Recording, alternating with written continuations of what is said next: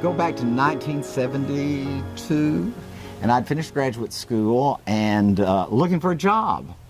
And through a process of the job search, I went to work for Knoxville Personnel Agency, just temporary. I was going to teach sociology, psychology, whatever, but that didn't work out. And a lady that worked at the agency was looking for a big brother for her son and couldn't find anybody at the office. And so she was complaining, and she learned that Knoxville Personnel Agency had hired a director, and he had stayed about 3 weeks and said there was no money to be had in Knoxville for big brothers. And he quit. And so she said, I'm going to get with those people. And she had the paperwork from them having hired through Knoxville Personnel this guy that came for such a short time. And so she got with Bo Schaefer, and we met at the Admiral Benbow Inn, which was in the middle of Malfunction Junction. Remember that, Heidi? Mm-hmm. And we met for breakfast one morning, and Martin, and we'll have to check with Gordan and see if he was there, and maybe Dr. Andy Spiva, who was at the university. We all met for breakfast, and they offered me the job. Shortly thereafter, which was fun and a good thing. And then they told me what the finances were, that there were $328.58, according to Bo. Might have been a little less than that. But anyway, and they had used the money to start Big Brothers from the last Miss UT Beauty pageant in 1970. And they raised about $12,000. And they had taken that money and hired some part-time people. There were 2 part-time people, and then they had paid a fee to find this guy, and so the money was down to the $328.58 or whatever. And so anyway, my immediate charge was to raise money to get this going, and found that we were in a free office space, which was above Polly's on Church Street. Yeah. And there was a lady who was a volunteer, and her name was Blanche Dinwiddie. She's deceased now. And she met me the first day, and she said, I will help you. And so Blanche was there with me, and as winter came on, we knew we didn't have any hot water in the bathroom. But then we found out we didn't have any heat either. And so I thought, well, gosh, we got to find something else. So Gordan and Bo and everybody, we moved. But prior to moving, we had met up. My cousin was the collection person for CNC Bank. And one of her best buddies was Jake Butcher's executive administrative assistant. And her name was Helen Kimbrough. And Catherine Dempster, my cousin, she said, you know, Helen has raised her son by herself. And she understands what families go through when a single parent family is living alone and needing supports. So she introduced me to Helen, and Helen became really a wonderful support to getting Big Brothers going. They did the postage, they did the mailings, they did the copying, anything we needed done that involved money, which we didn't have, United American Bank. So I said, you know, there was a time when it was a people's business. It was our business, and they helped keep us going. So that's kind of how I got started. And so, you know, we from the beginning worked to raise money to get it going. And then there came a time that I said, you know, we can't just serve boys, that we've got to be more inclusive. And there were some of the people on the board that were, you know, reluctant because they said, you know, we're not serving all the boys we need to serve, which we will never do, I'm afraid. And so there was some resistance, but I pursued that and spoke at the Akima Club. And we'd already gotten the West Knoxville Sertoma Club involved. And they did the Greater Tennessee Sportsman Show. Have a ball, see it all at the Greater Tennessee Sportsman Show. And I said, you all are making good money here, but you're divvying it out. And I said, you know, you give $5,000 here and $3,000 here and $7,500 here. If you gave us all that you could make, we could really do something wonderful here. And so they committed, and I think over time gave over $1 million to get Big Brothers going, but we needed big sisters. And so I spoke at the Akima Club, and that's when I got to know my buddy Heidi. Heidi, you're on. And we met Bill and his soon-to-be wife, Jeannie, with Akima Cabaret, because as everyone knows, Bill and Ginny are both very good vocalists, whatever. Were at a time. And so that's how he knew Akima, whatever. And so Akima asked two of us to look into setting up the Big Sisters program with Big Brothers. And that other person was Jeanette Rose. So the two of us worked together on that and did get that portion set up. And as Bill has been helpful in reminding me what all Akima did, we did agree to helping out at the office. Sure. And that would include answering the phone, and it also included at that time, and I don't know if that's still the case, I would assume not, we would do the interviews on the background checks. And there were always 3 background checks, and everybody was sort of told and discussed beforehand about what questions you could ask and what you could not ask. And at that time, we could ask more than we can ask now. But anyway, so we did, and then we did some fundraising. I think we did picnics for the Bigs and Little Sisters, whatever. And that's how I became involved. And then throughout the years, we did some other things through the board. But Akima stayed involved, and I don't know if they're still involved still. Are they still? Yeah. They Great. Are. We actually just received a word that we got the grant from them Okay, this year. great. Yeah. From doing cabaret. In fact, I ran into Judy Pettis, who said, "Are you coming to cabaret?" And I said, "Oh, I wish I could come, but no, I can't make But it I this was year." there. Were you there? Yes, we went. Okay. Yeah, with But Dwayne and Marsha. it's a really super group, and there were a lot of ladies. I think we had a board member always. I always had board members. Yeah, and so it was a good merging of talents. Well, and this it couldn't have been done without this guy. No. Just remember that on Bill Tapp. And Helen Kimbrough, I did get to know and worked with her. She ended up being on the board, and she ended up at CNC Bank at the time. So when I knew her, but she was fabulous. But anyway, that was going to be from everyone. But we're trying, and it continues today. And I was involved in the first Bowl for Kids' Sake, did that, and we just finished that up successfully last week. Oh, so Bowl for Kids is still going? Yeah, okay, great. last week. Great. And so that's a wonderful thing. And then, through my years, I left the board. I stayed on at the agency for 7 years. And I said to the team, I said, I don't think I can eat a roast beef supper in the basement of a church and ask for money anymore. I said, I've just come to that. And I think Brent and Doug and others will tell you, I've said that to all of them. I said, you can only do this for so long because, you're kind of out there all the time asking for money and support or this or that. When you call somebody, they say, well, what do you want today? And so, that wears on you eventually.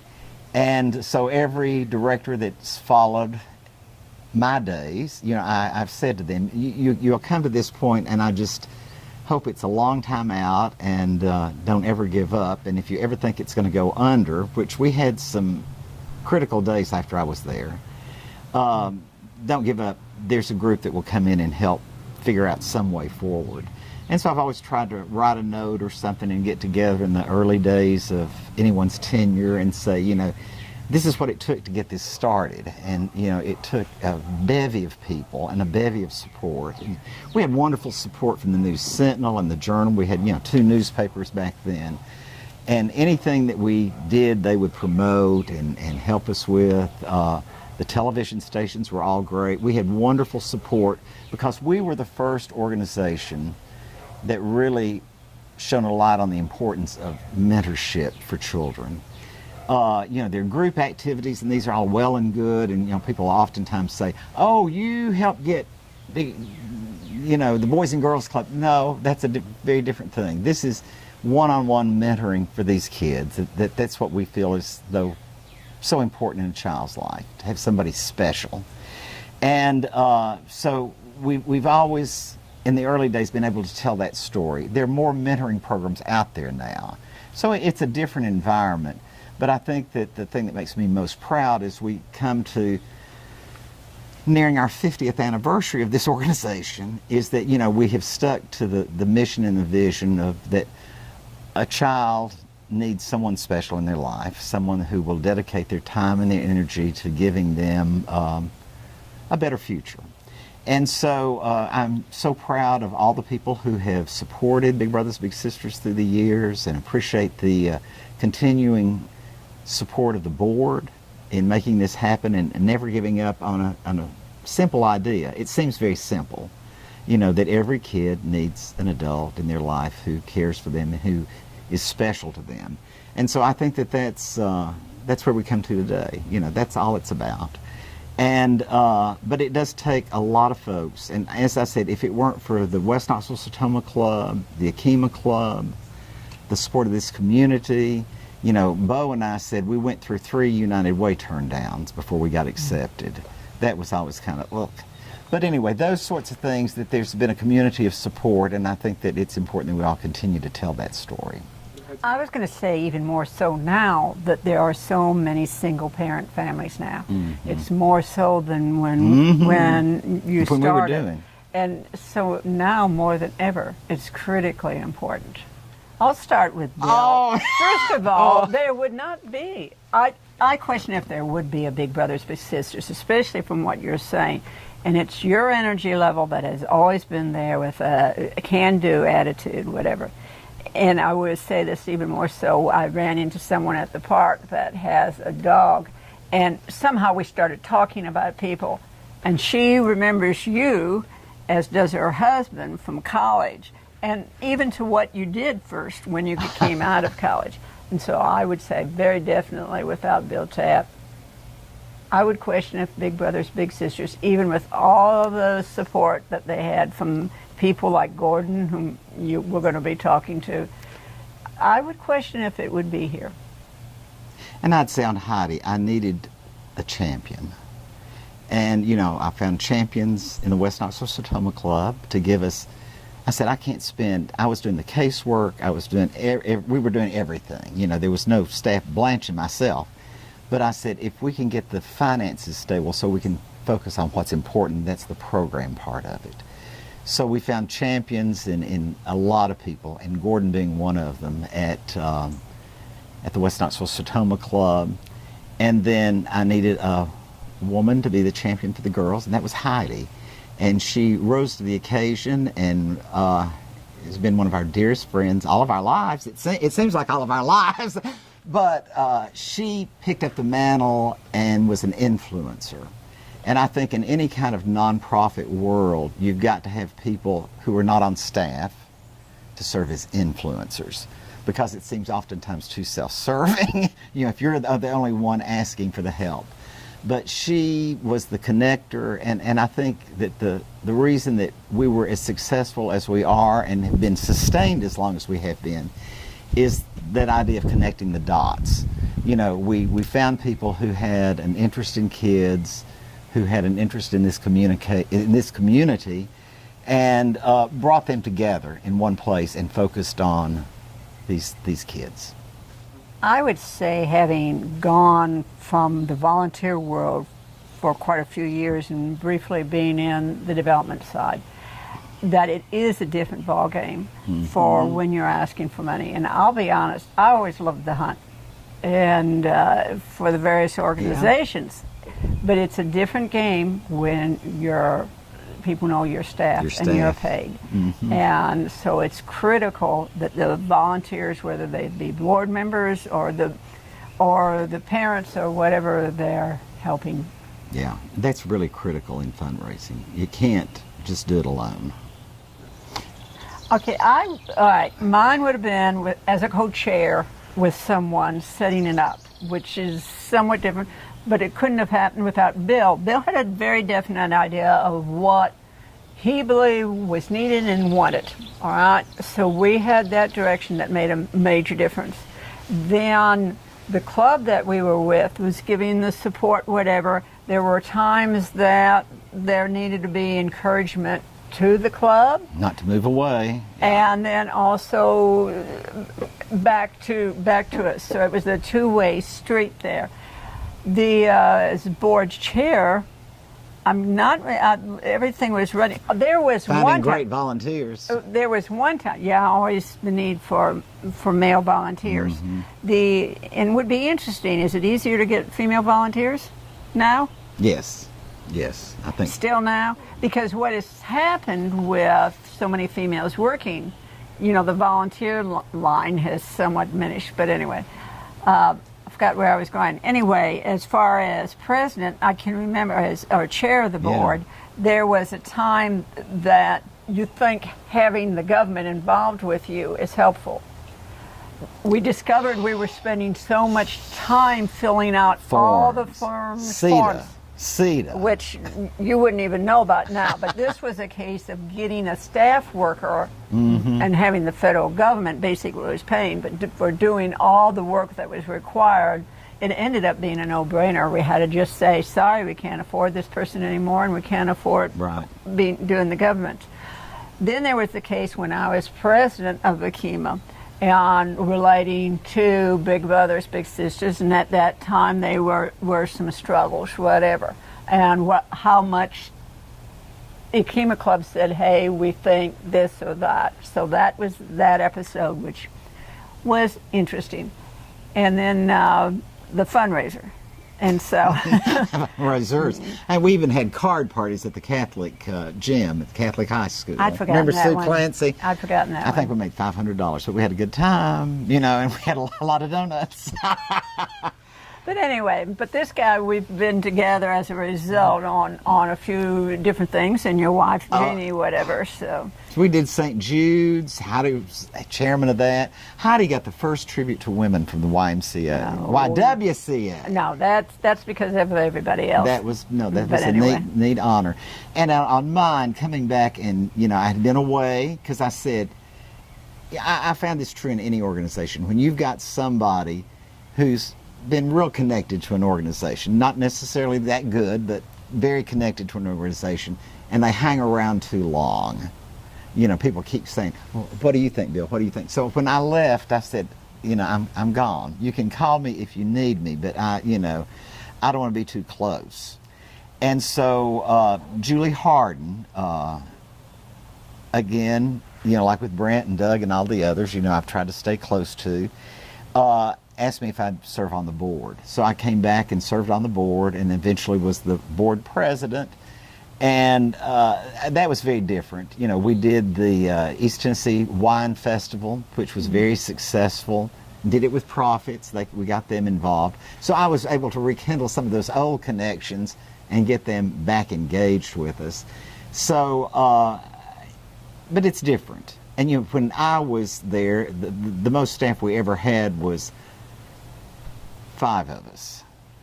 And I think today the staff is probably 18 or so. More than 20. More than 20. And we were all, when Brent asked about this, I said, what's my first memory of Big Brothers Big Sisters? Moving. We were there over Polly's on Church Street, then we moved to Clinch, then we finally moved to Fifth Avenue.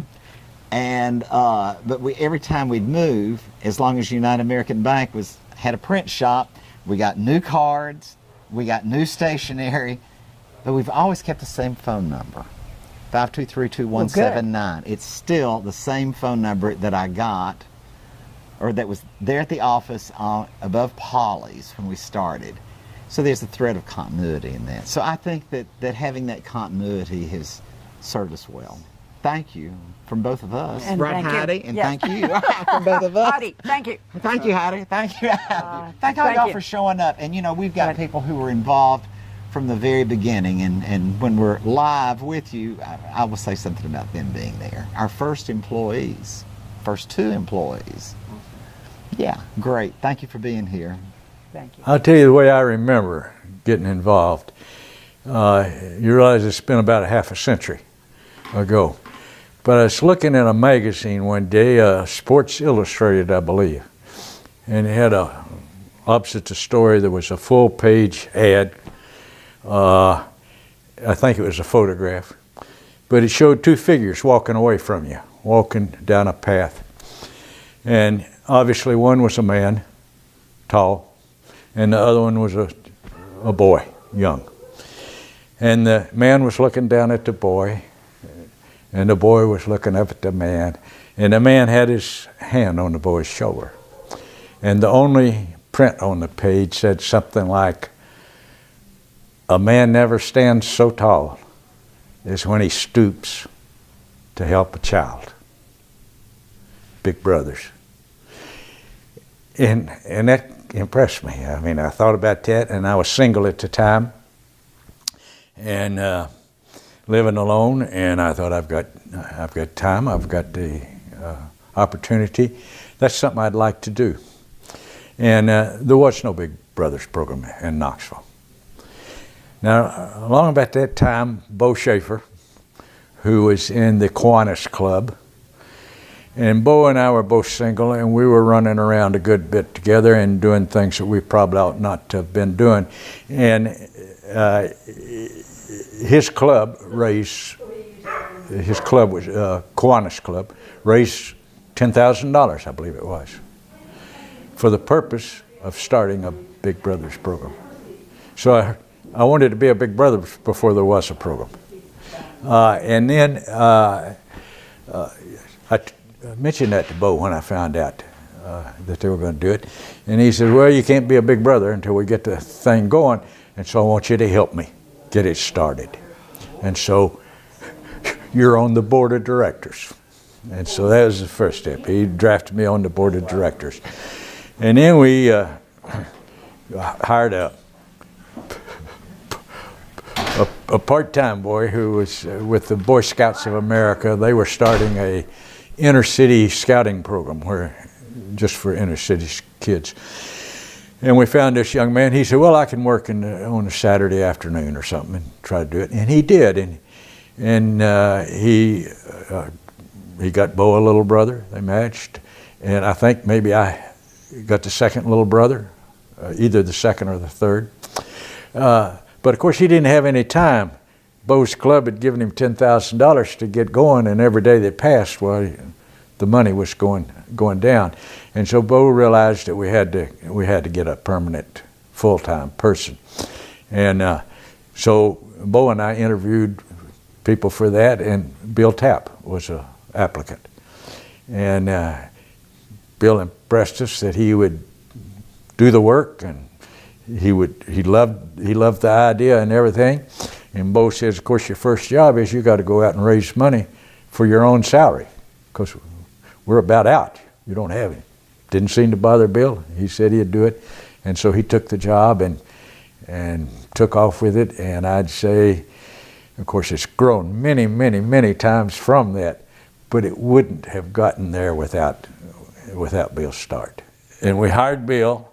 Let me tell you what Bill did. He went across from the old Knoxville High School and rented a little office in a dirty little building, cheap. And one of the mothers of a little brother volunteered to be the secretary. No pay. So Bill was the only person paid by our board. I assume we paid a little rent for this place. It wouldn't have been much. But this gal did all the paperwork, the telephoning, and everything, just because she thought the program was so good for her son that she wanted to help it. When I rotated off the board, let's see, I got Eddie in 1970. He was 9 years old. I don't know, I'll tell you a success story on Eddie in a minute, but I don't know who you can give the credit for it, not to me. But he was raised, he didn't have any connection with the father. He was raised by his grandmother and his mother. To my knowledge, neither one of them had ever driven a car or ever had a job. They both were on Social Security, one on retirement Social Security, one on disability. His mother was slightly handicapped. And that was their only income. However, they did an excellent job. They taught him manners. I never picked him up if he wasn't clean. I never picked him up if he wasn't on time. He said, yes, sir, no, sir, thank you, please. I was with Eddie a lot until he graduated from the University of Tennessee. And in that time, I never saw him smoke a cigarette. I never knew of him to have any kind of alcoholic drink. And if you can believe this, I never heard a cuss word in all those years from that boy. So his mother and grandmother did a great job. And he went to work very early. He went to work, he graduated from the 6th grade at a little school, a little country school, Ramsey School, out in a poor part of the county. And it was an old school. And when he graduated in the 6th grade, he got a job helping the janitor of that school. And they oiled the floors. I don't know if you're familiar with that, but back in the old days, they had wooden floors in the classrooms, and they put oil on them to keep dust down and keep it cleaner. And then he repaired desks and cleaned them during the summertime. And then when school started again, he would go to school, and when he got through school at 3 or 3:30, whatever it was, he'd go over to Ramsey and work the afternoon working at that school. He then got a job with the largest grocery store chain in Knoxville at that time, and he worked with that chain until he graduated from the University of Tennessee. He got a degree in electrical engineering and went to work for a large, well, it's now the Raytheon Company, one of the largest defense contractors in the United States. He went to work with another company that was absorbed by Raytheon later. I can tell you this, he travels all over the world. He used to meet in Washington, D.C. with generals and senators and stuff to discuss guidance systems and spy systems and everything that the company did. He still travels. He was in Saudi Arabia last week. Well, he was in Saudi Arabia for about 2 weeks and just got back last week. He's done very well. I'm very, very, very proud of him. And I think Big Brother's helped him, but I don't know who gets the credit. Most of the credit, of course, belongs to him. He's been a worker ever since he was a kid. Very proud of him. I'm not the greatest committee man I'd ever. Meeting and committees are not the highest. But it has to, as Bo pointed out to start with, he says that has to be done, and that has to come first. And you're not going to be a big brother until we get this thing started and going. So you're going to have to be on the board first. And I said, okay, if that's what it takes. And we did. And I can't remember, that's 50 years. I can't remember all through those years, but you rotate 3 years on and then you're off. And I don't know, I haven't been on the board in a long time. But that's how it started. But the relationship with the little brothers is what counts. But that wouldn't happen if it wasn't for the organization. Well, if I tell too much about it, I'll probably get myself in trouble. Eddie loved flying right from the start. I live out near the airport. He wanted to go over and watch the planes land, take off. There's a little private air strip out at Alcoa Highway. He wanted to go down there and watch the private planes come in and out. And one of the big mistakes I probably made is we went down to the little island airport one time, and there was 2 men there in their little plane, and Eddie wanted to go over and talk to them and look at the plane, and he did. And the next thing I know, they had invited him to go up with them. Now, I got no idea who these 2 guys are. Nice-looking fellas, very well dressed and neat. Nice guys, but I don't know who they are. They come over and says, your boy wants to go up with us. We're just going to fly around the time. We'll fly a few circles around and come back. Is that okay? And I said, well, sure, if that's what he wants to do. And so they hauled in and they ran down the runway, and it had a sliding door or something on the side. It was kind of open on one side. I could see all 3 of these guys sitting in there and Eddie waving and everything. Just as they took off, it occurred to me, I don't know who these guys are. I don't know where they're going. Hell, I might not ever see them again. And what am I going to say to his mother? Or they might come back and have a terrible landing, and what am I going to say then? That's just one of the perils. I didn't have children. I didn't think things like that through. But that was one of the first adventures I had with him. We used to, I lived out on a farm and had horses. And Eddie loved the horses and loved to ride. So the most often activity we did was go horseback riding together. But we had us a rule. Didn't stick to it, as you might guess, 100%, but somewhat. An hour of work for an hour of play. If we're going to go horseback riding for an hour, we're going to rake the yard or mow the yard or build a fence or something, either at your house, your mother's house. We'll clean the gutters or anything for an hour at her house, or at my house, or volunteering somewhere. But we're going to work an hour for an hour of play. And we did that. We didn't do much at his house because he wanted to come out to the farm all the time. And so we built fences and worked on the barn and things. And we did a lot of horseback riding. We did a lot of whitewater rafting, the Koi and Hawassi. And to this day, in fact, I called him last week, and he's saying, I still hope I'm going to get back up to Knoxville this summer sometime, and we can go rafting.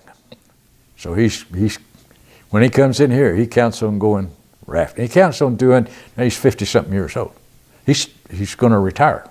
He's a year away from retirement, but he's still wanting to do the same things that we started doing 50 years ago together. And I enjoy it. And he's been very successful. He's a hard-working guy, married, got a child. His child's just graduated from Texas Tech. She's going to be a nurse. He's got a beautiful home. He told me what his retirement pay is going to be, and it's more than I ever made. So he's done well. The newspaper, I believe, the News Sentinel, I believe, maybe had us posed or something as adults in front of the fence that he and I built. It's a wood rail fence. Somebody sold us 300 split rails, old chestnut rails, that they would torn down fences up at Newport or someplace, they said, and they were selling those things. So we bought 300 of them. And Eddie and I were just building a fence out of it. That's the first task we did when he became my little brother. And then I think it was the newspaper years later for an article in the paper had us stand at that fence and took another picture just about in the same. The two pictures, I believe, are just right about in the same place and everything. Only thing is we were older. Well, I guess I'd go back to that ad that was in the magazine. When you take the time to stoop down to help a kid, and by the way, at that time it was just big brothers. There was no big sisters. That came along quite a few years later. But the thought was, here's a kid that's growing up in a single-parent home, but with no adult male in his life on a regular basis. And there's certain things that boys tend to learn from their fathers that they don't learn. And also there's certain temptations and trouble that you can get in as a kid. I got into myself even with a father. But you can have some guidance and some influence that needs to be there and can help them at times like that. And I thought that picture captured that visually very well. And that was the experience I had I'm sure he discussed some things to me that he probably wouldn't discuss with his mother from embarrassment or or whatever. And you never know. I don't think I can take much credit for personally doing influencing Eddie, but you don't know what you're just exposing them to. He saw work opportunities, education opportunities, earning opportunities, growing opportunities through those activities, and he was just exposed to them through that part of his life that he wouldn't have been living out in this small little house in the country with his mother and grandmother, two of whom seldom got out of the house. And I think those are the things that made him grow. And as I say, he was a worker, which I think is very important. I think that if we can influence the younger ones to work and to earn some of their pleasures, that's a move in the right direction. I think that had a great influence on him. He worked his way all the way. He worked his way through the university. I put $10,000 in a savings account in his name when he was a freshman. I said, Eddie, I don't want you to drop out of school. I'm not going to give you this money, but I'm putting this money in there. I want you to sign a note that I loaned it to you, and it's going to be in there in your name. So when school starts, if you don't have enough money to buy your books or to buy the gas to get here and back, anything that would keep you from continuing your education, you tap that money, and that's what it's there for. And when you graduate, you pay me back. And he said he'd do that. Now, he went through 4 years of electrical engineering, and when he graduated, he handed me the $10,000 back. He hadn't touched a penny of it. He had earned every cent he needed to make it through. And I don't think he would have had the ambition or determination to do that if he hadn't started at an early age working and taking care of himself. Well, I don't understand me being picked for the wall of honor, but I appreciate it. Somebody thought that was worthy, and no, I would just think of the different organizations and programs that I've known about in my 80-something years of living. I think the goals and the accomplishments of Big Brothers and Big Sisters would rank right up there near the top.